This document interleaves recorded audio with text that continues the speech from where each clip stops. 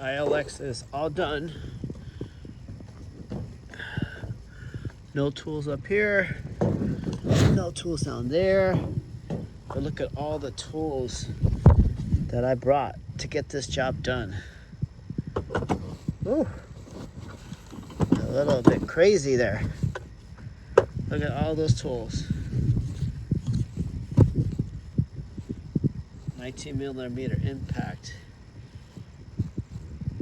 pry bars, extensions. So you need a really nice universal joint right there to get this job done.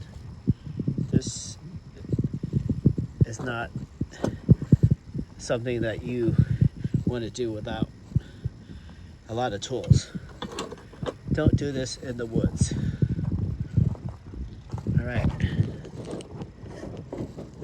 So AC's been charged, serpentine belt replaced, starter.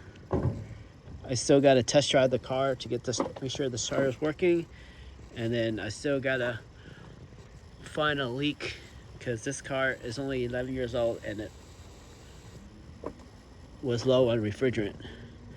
So we added a dye in here. So we got to go find the black light to see if there's any leaks. Might as well do that in the dark now before I lower the car.